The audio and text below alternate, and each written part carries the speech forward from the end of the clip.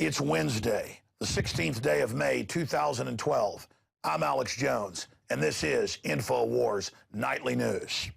Tonight, Panetta subverts Congress again, and this time he claims the president has the authority to override Congress's exclusive power to declare war if some vital interest is at stake. Then, the Greek banking system is in danger of collapse as $894 million is withdrawn in a single day. Is this the beginning of a run on banks? Plus, Barack Obama is head over heels for Jamie Dimon and JP Morgan Chase. And speaking of the devil, Paul Harvey predicts the future. Tonight on the InfoWars Nightly News.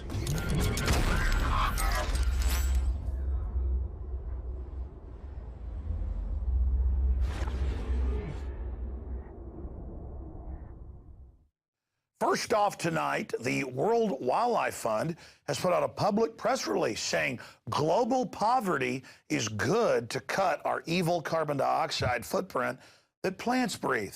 And the only way to save the world and cut population is to cut off people's power. Funny, though, the World Wildlife Fund's own study, when they were first founded by the Nazi Prince Bernhard along with Prince Philip, was that if they industrialized the third world, people would actually have less children. But they don't care. They'd rather you have 10 children in squalid poverty so they can lord over you. This is economic warfare. That article with links to their own admissions is at Infowars.com. Speaking of austerity, the globalists want their post-industrial world. Over 90% of the debt owed in Greece, Ireland, Iceland, it's all come out in the news, is not owed by the people. Their traitorous government officials, formerly servants, signed on to Goldman Sachs, JP Morgan, and others' derivatives fraud and are saying the people have to prop up the too big to fail. But that was a few years ago when they signed on to those deals. We forget now. The media tells us it's our debt. Yeah, because we signed on to their too big to fail to prop them up so the very bankers that did this can lecture us all day. The globalist deindustrialization program, the post-industrial world they want, so we're all poor under their control, is working quite nicely. The Europeans are starting to wake up, though, to the fact that in Iceland, Ireland, Greece, and other areas, over 90% of the debt, again, is derivatives that they don't owe. They're just being signed onto it. And now the Greeks are revolting, saying you're raising our taxes, cutting our benefits to pay foreign banks. And here it is. The bank runs in Greece will soon be followed by bank runs in other European nations. The economic collapse wrote, and I hope that's not the case, but we're already seeing some of that happening in Italy because all of these countries have signed on to the globalist fraud machine.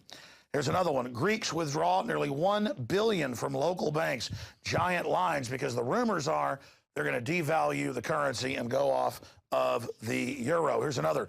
Italian bank shaken as economic slump deepens. The bankers have got them just where they want them unless they wake up and say no. Here's another one out of Bloomberg. Euro economy to sink as Spain, Italy re-enter recession. They never left the recession. They're in a globalist depression. Areas of Spain have got 35% unemployment. They're telling us our economy's great. Those of us living in the real world know it's not. Again, how much BS are we going to swallow? Here's the London Telegraph.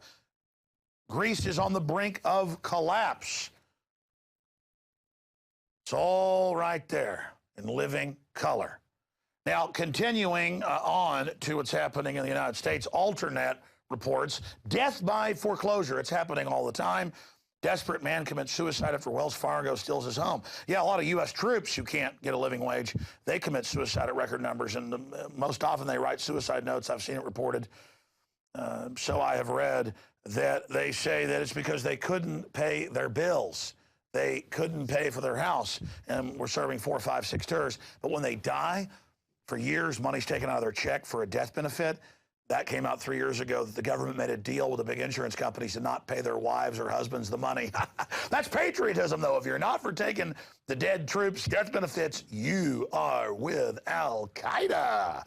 Meanwhile, as the bankers rape Europe and the rest of the world, Jamie Dimon says losing $2 billion is no big deal. It's an accounting manipulation, which it actually is, and goes on to imply that he's the source of all of our prosperity. Actually, we're having our taxes raised to pay off the derivatives this criminal created.